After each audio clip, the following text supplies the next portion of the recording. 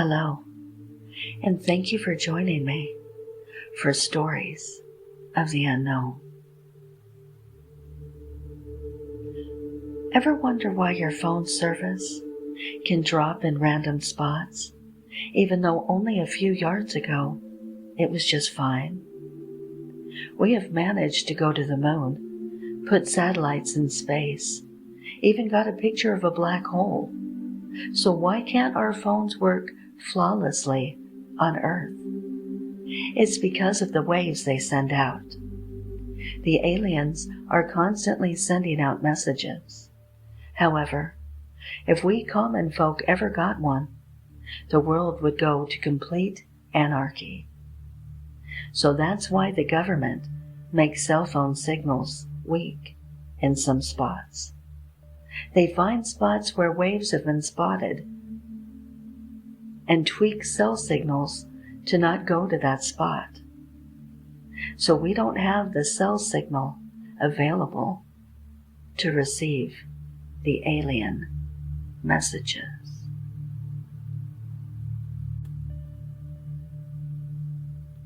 Hey everybody, this is Ashley from Paranormal Adventures.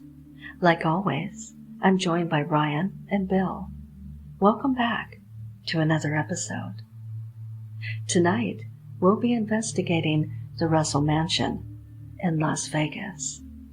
They began construction on the home in early 1992, but due to a string of unfortunate accidents and one death, it wasn't completed until March 1994. The original owners who built the home tried to move in 2 weeks later, but on the day they moved in, the entire first floor of the home was flooded.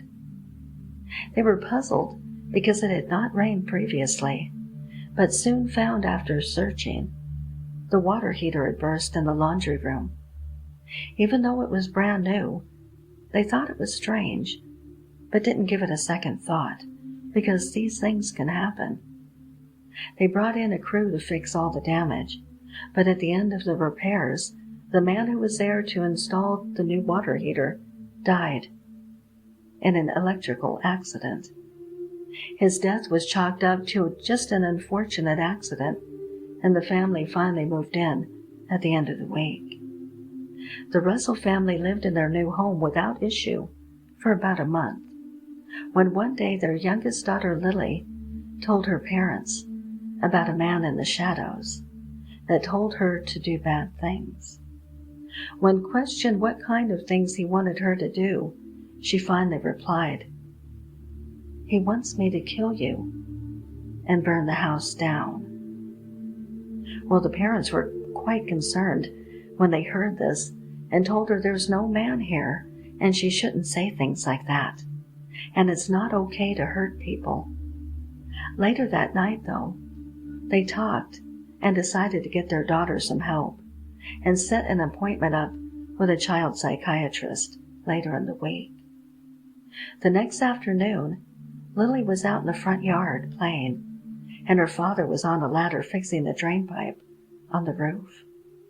Lily's mother was in the kitchen preparing lunch when she heard a thud and then a loud falling scream. When she ran outside, she saw her husband lying on the ground with his neck broken, and her daughter's doll lying right next to the body. In her panic and confusion, she had forgotten that she left the burners on in the kitchen, and a fire broke out. It had spread so quickly she wasn't able to contain it. Mrs. Russell's husband and home were gone in one tragic afternoon. When asked what happened to her father, Lily told her mother the man in the shadows took her doll and threw it at her father's head, and that's when he fell. Her mother did not believe her story, neither did anyone else. She was sent to an institution where she remains, and her mother sold the land and moved away. Multiple people and families have owned the property through the years, all ending in either their death, an accident, or moving out. The first man to own the land after the Russell family was a Mr. Anderson. He died halfway through construction of the new house. looking at plans on the property. Then the land was sold to the Smiths, a middle-aged couple in their 40s. They finished up construction with no issue, but were found dead 2 months later in their swimming pool. The last family to own the property was the Laredo family. They owned the house for 5 months, then abruptly moved out, citing strange phenomena. They still own the land, but haven't been back since. They have given us permission, and that's why we're here. Come join us as we investigate probably the most haunted home in America. Cut! What? Why are we cutting, Ryan? I was on a roll, Ashley said. I know, you're doing great. I just want to set up what we're going to do to make this place seem haunted, said Ryan. Well, what we usually do. Pretend we hear noises, act like something touched us, call out temperature changes, and when 2 of us are investigating a room, the other makes some kind of loud noises in another part of the building. Just the usual game plan, boys, said Ashley. Let's give the people a show, guys. Turn the cameras back on. All right, everybody. Welcome back. Ryan, Bill, open the doors. Oh, the smell. What is that? I don't know, and it's so damn cold in here. How? It's in the middle of summer. Shit. I can even see my breath. Oh my God, Ryan. Bill, what the hell is that on the top of the stairs? The video camera was found, along with the 3 bodies of the paranormal adventurers. The camera footage had gone black right after Ashley had screamed, "What the hell is that?" But their screams could still be heard. When they were found 2 days later by the owners of the property, not much was left. They were only identified by the camera footage and their dental records. No one knows why this property is cursed. Some say the plot of land is sacred land. Some say it is haunted by the worker that died during the original construction of the house. Whatever the reason, this is truly a cursed home. So whatever you do, please don't go to the Russell Mansion.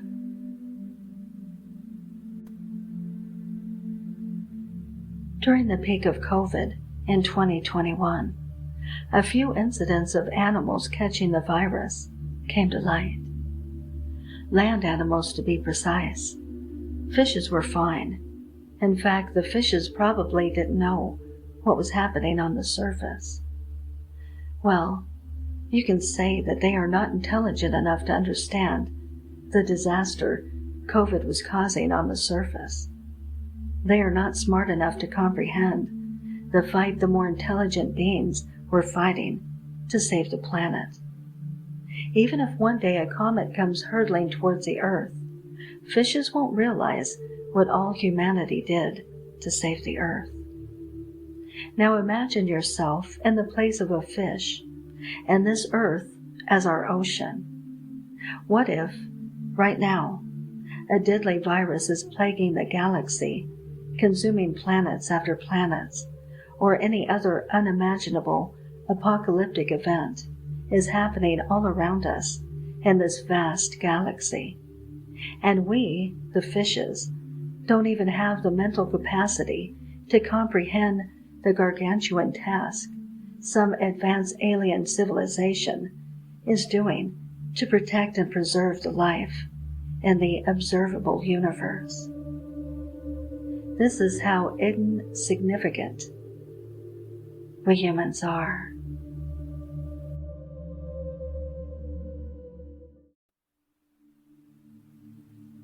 You never really know someone until you live with them. Looking up at the towering manor for the first time, I felt foolish.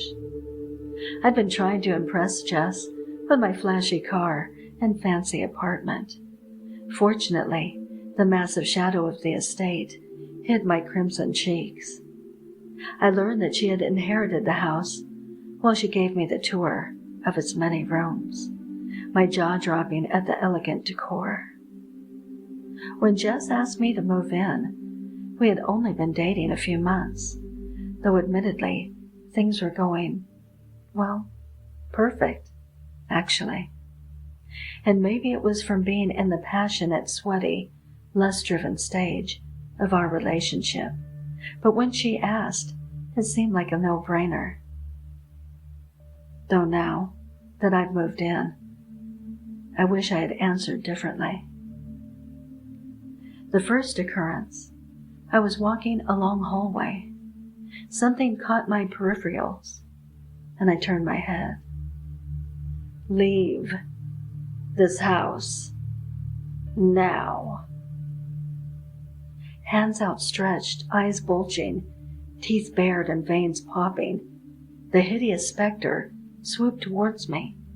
I fell to the floor, and it was gone. The next morning, I decided to ask Jess about the house's history. "Has anyone ever died here?" She nearly dropped the glass she was holding. "Why do you ask?" Her reaction startled me, and I considered that she may be afraid of the supernatural, a discussion we'd never had. I didn't want to frighten her, so I let it go. Then I saw it again. The same distorted face rose from the bathroom floor while I was flossing. "Get out!" it bellowed, ghostly saliva covering my face. My piercing shriek brought Jess busting through the door to find me cowering in the corner. It didn't want me there. That was abundantly clear. I, however, was determined to stay. Jess and I were planning our wedding after all. This was my home now. The sound of the bedroom door creaking open pulled me from my slumber. I knew what I would see before I even opened my eyes. The apparition held a finger to its lips before pointing at Jess sleeping soundly, then beckoning to me. Terrified, yet intrigued, I followed the ghost down the hall and into the attic. The specter led me to an old chest, reaching through the wood and unlocking it for me. With shaking hands, I retrieved the stack of photos within. Though his features were now gruesome, his face purple and his eyes bloodshot, the resemblance was unmistakable. This was the man in the photos, the man with his arm around Jess, the man walking the beach hand in hand with her, the man kissing her, the man down on one knee, the man with her at the altar, the man carrying her up the steps to the house I was living in. No, no, no! The nauseating revelation made the room spin. I looked up at the ghost, desperately shaking my head. "Leave now. You're next," he gasped,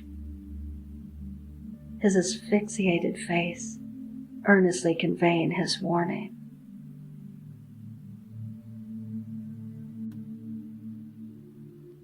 In the past, people said it would be hunger. Then, they said it would be water. Some even said it would be ourselves, that the human race would come together and mutually decide that it would be easier to kill each other than to survive together. But they were wrong. I knew, of course, when the first grains came under the door into my rural Iowa farmhouse, that it wasn't hunger that we should have been worried about. It was the sand.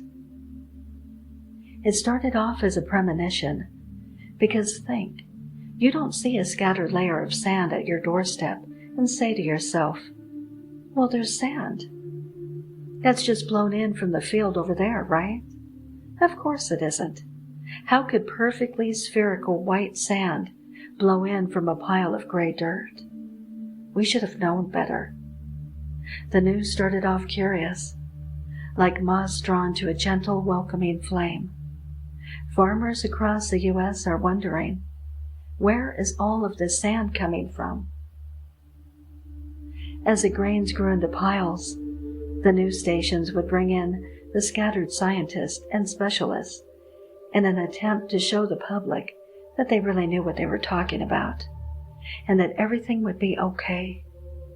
But simple minds are easy to quench. New insight today from the United States Department of Energy. This mysterious sand could solve all of our power problems. The sand can fertilize corn and make it grow twice as large. The greedy politicians can't stop me. I know the sand smoothie is great for my intestines. They thought it would be amazing. They were wrong. It's now 2 months into the fall of 2087. In 2 months, humanity has discovered that the sand had seemingly endless use. Why wouldn't we use the sand? The grains still coat my farmhouse, and clearing out the sand became a weekly, almost daily task. I had bought a microscope with my funds from my expanded corn harvest from the year, but I had since delayed opening the dusty and sandy box. What was I supposed to look at, anyways? All of the information on the once strange sand had been revealed, except for its source, which no one could figure out. As my worn hands lift the pristine aluminum-framed microscope out of the cardboard box, I blow the sand off of my wooden table.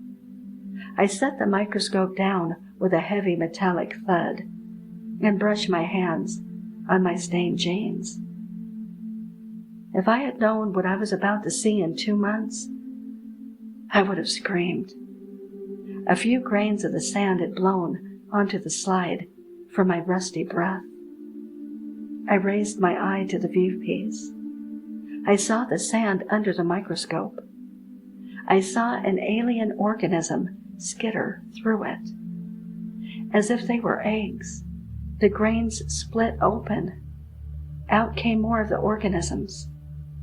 Suddenly, the TV sprung to life. This is an emergency broadcast from the Environmental Protection Agency.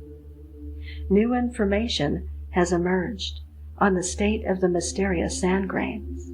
Stay tuned for more information. I hear a light skittering outside. Armageddon isn't water. It's us. It's the sand.